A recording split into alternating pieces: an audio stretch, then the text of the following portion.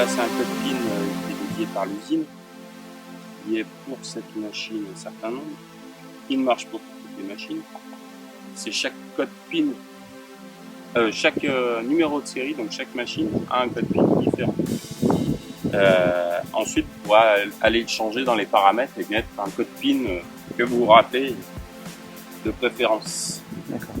Qu'est-ce qui se passe alors donc si quelqu'un vient, il prend la machine Et ben, vu qu'il n'aura pas le code PIN, soit il s'en servira pas, soit il ira dans un magasin Husqvarna.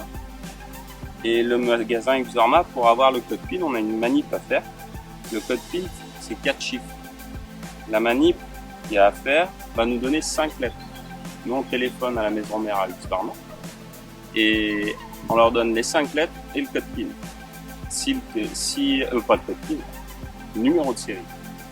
Et si la machine n'a pas été volée, ils nous donnent le code PIN à 4 chiffres, décrypté. Donc là, en fait, quand on arrive, ils nous demandent le code PIN, ça c'est fait. Ensuite, on va choisir notre langue. Alors ça, c'est pour la première. Hein. Donc, chacun choisit sa langue. Français, ça vous va? Très bien. Le pays.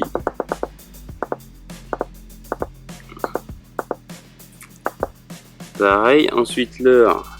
Là, il est 9h52. La date, normalement, qui est bonne. Le 22/5/2015. Après, à nouveau, le code PIN. Je me rappelle déjà plus. Ah, bon voleur. 3857, non? Elle va le transmettre à sa base. Donc elle vous marque placer la tondeuse dans la station de charge et appuyer sur OK. Donc là, elle est dans la station. Voilà. Là, elle est en train de s'appareiller à sa machine avec le code PIN. Donc quand vous allez changer le code PIN, il faudra le changer dans la base pour que la base la reconnaisse. D'accord. Fermer le capot pour démarrer. Donc ça, on va peut-être pas. Il vous met de temps en temps quelques messages comme là. D'accord. Ne pas nettoyer le robot avec de l'eau, utiliser une brosse. D'accord. Toujours à sec. D'accord. Tac. Et là, on arrive dans le menu. Enfin, dans le menu, non, dans l'écran du menu. À 20h le soir. Donc, il faut qu'elle tombe jusqu'à 20h le soir. Ce qu'il faut qu'elle commence là. Ouais, qu'elle tombe.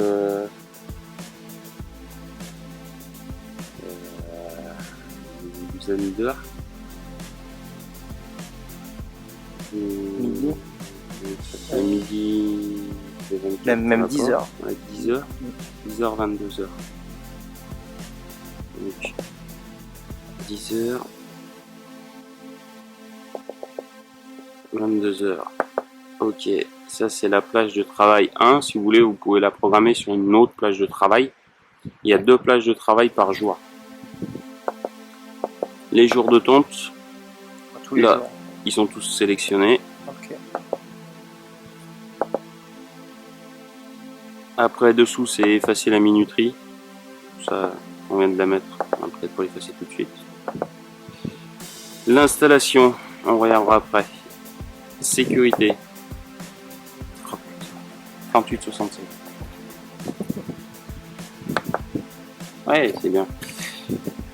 Modifier le code PIN, c'est là où il faudra aller pour que vous modifiez donc, votre code PIN que vous aurez choisi. D'accord. Niveau de sécurité. Bas, moyen, haut. Moyen, il va à chaque fois que vous allez ouvrir le capot, il va vous demander le code PIN. D'accord. Bas, il vous le demandera très peu. Et haut, il vous le demandera toutes les certaines une date à préciser. En fait, tous les mois ou des choses comme ça. D'accord. Moyen, c'est, je pense, c'est l'idéal. D'accord. Nouveau signal de boucle. À chaque fois que vous revenez de révision ou d'hivernage ou de choses comme ça, on rentre là-dedans. En fait, c'est pour réappareiller la machine avec sa base. D'accord. Tu fais une vérification, quoi. Voilà. C'est pour être sûr que tout... Les réglages. le mode économique, après l'heure, la date, la langue, les pays, tout ce qu'on a réglé tout à l'heure. Mode éco, c'est quoi? Alors le mode éco, vous avez Normal ou là, éco? il est en normal ou en économique. En économique, il tournera pendant 16 heures. D'accord. Et quand il y a moins de résistance sur sa lame ou des choses comme ça, il se mettra en mode économique. D'accord. D'accord. C'est pas Ouais. une grande utilité. Tac. Donc après, installation. Largeur guide. Donc le guide, c'est celui qu'on a installé. Mhm. On a large, moyen, étroit. On va choisir étroit parce que c'est quand même assez étroit. Donc en fait, si je l'avais mis sur large, il aurait eu une grande largeur et il serait passé entre le fil et cette grande largeur, il serait passé à plusieurs reprises, mais jamais au même endroit. D'accord. Tandis que là, bon, on a nos passages qui sont étroits. Ouais. Donc là, il risque de faire quelques marques sur son fil. D'accord. Donc étroit, ça c'est bon. Démarrage à distance. Donc ça c'est, on va lui faire, si vous voulez, 2 zones. Démarrage à distance. On va lui dire d'aller dans la première zone où il y a la cabane. D'accord. Ça sera la première zone, éloignée, on va D'accord. dire. Et le démarrage à distance 2, ça sera derrière la maison. Derrière la maison. D'accord. Donc distance 1, proportion.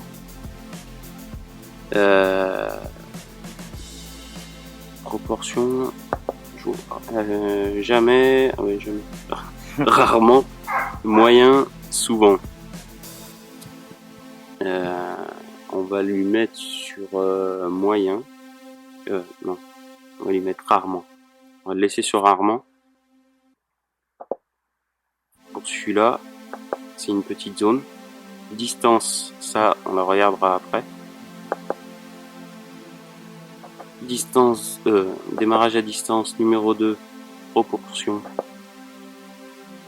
Là, celle-là, on va lui dire souvent. Ça, c'est derrière la maison. Ça, c'est derrière la maison. D'accord. Ça, c'est des choses qu'il faudra peut-être après Oui, voir si... suivant comment ça ouais. tombe et tout ça. Voilà. Et distance, on va lui mettre 99. Elle va la mesurer en fait. D'accord. On va lui faire mesurer. Test, sortie. Ok. Démarrage à distance 1. Donc là, je vais lui demander d'aller dans La surface. la surface de la cabane. D'accord. Appuyer sur Start, fermer le capot et démarrer.